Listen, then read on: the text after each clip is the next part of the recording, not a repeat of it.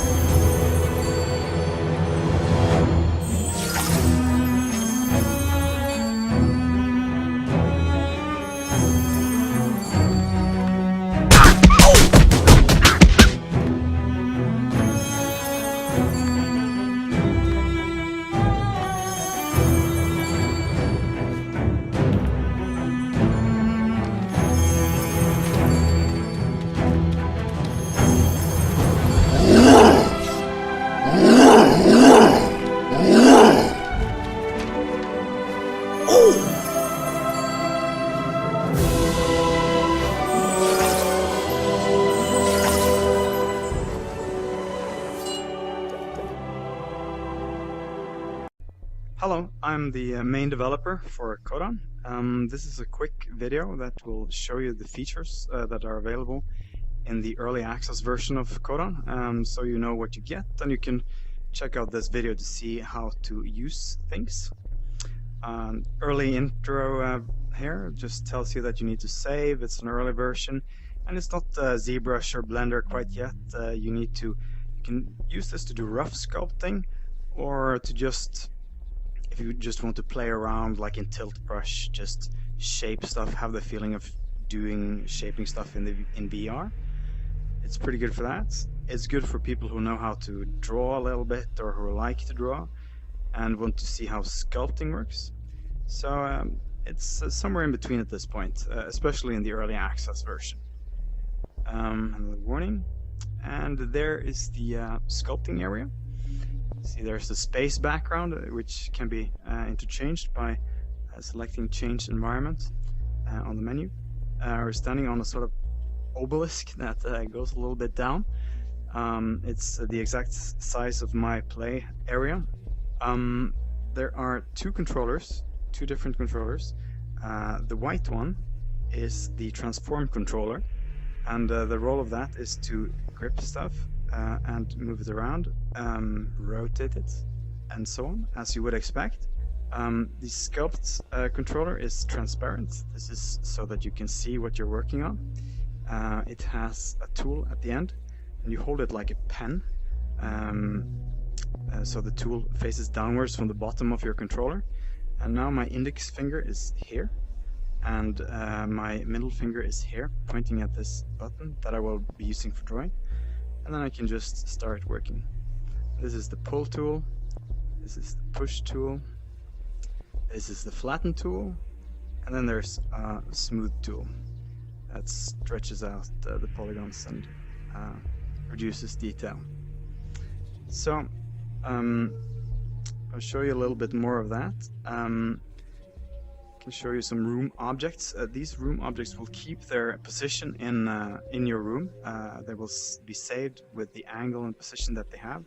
So you can arrange the room as you see fit and as it fits your physical room. And you can do that even more by adding these boxes from the box dispenser. Just pull out boxes here and a new one is made underneath. And you can, if you have a physical table in your room, you can shape it like the table, and then you can basically use that table.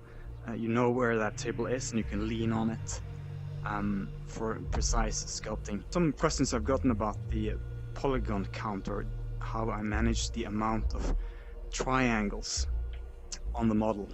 And the way that it's done is basically by taking the space that you are sculpting on and trying to create, to use as many a fixed polygon density with regards to the size of this ball. So within this ball there should be the same amount of polygons no matter how far I'm zoomed out. So if you want to create coarse details with a low polygon, you zoom out and make the item small. If you want to make very fine details, you zoom in, and it will immediately make more triangles for you. You can see the polygon count increasing as I do that. So you can basically make this thing as huge as a house, and that's a bit scary. And you can draw very fine details. If your polygon count will be limited at a certain ceiling set by your quality settings. And then when you reach the top, the highest amount, you'll have to reduce the amount by zooming out and smoothing things that you don't need to be rough or detailed. And then you will have more polygons available. So that's basically how polygon count is managed. I want to show the mirror draw mode. This was very requested after the last video. The way this has been fixed is basically by very rudimentary. It just stays at the same place. So if you want to do some mirror drawing, just start with mirror draw, and then you will have the symmetry ready, because you can't move this axis later on. I can change material with this handy menu here. This is pretty cool. And then I can, for instance, save. This is the save menu. It loads previous creations. The yellow marker is where I will be saving, and this is new, so that means it will be making a new file when I press the save button, like that. And there it is. So as I make new modifications and save, it gets updated continuously. So I can also load new stuff like this. Place current, this low poly face that's been made previously. I can add another face, of course. I can add this one, add to scene. That's the one I can sculpt at, but I cannot save these two together, so I can't make a combination of them and save it at this point at the early access version. That will be fixed later. For now it's useful still to see if you have like the jaw in one object and the head in one object, and you can combine them and see how they will move in a game. So it's useful. It's of course a toy that lets you have different objects with different colors. If you want to make a landscape out of one of the models, and like a water or something, sea, and then you have a boat or something like that.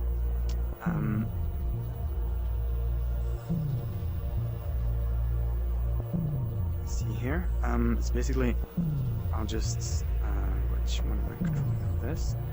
I'll just take this and I can start motion capture and just move it like this. Stop motion capture, and then it will make a loop. So it will cut away the beginning and the end of the motion, these quiet periods, and then it will create it will interpolate the movement back to the original point, so that it creates a pretty flawless loop. So you can basically animate several objects at once. Okay, no, I did not select that one. The selection point is a little small in this version, unfortunately. Motion capture, and I can make this one go nodding. Remake that.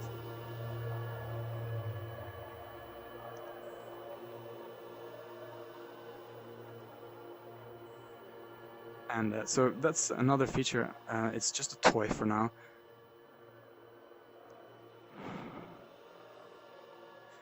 So it's a toy, but it's pretty good one.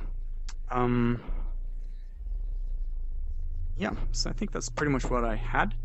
I hope this tool will be something that people can use to create stuff. I will be using it for myself.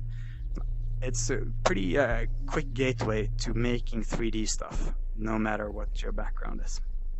So I hope you'll enjoy it. It will be released today, 3rd of June, $20. And yeah, have fun.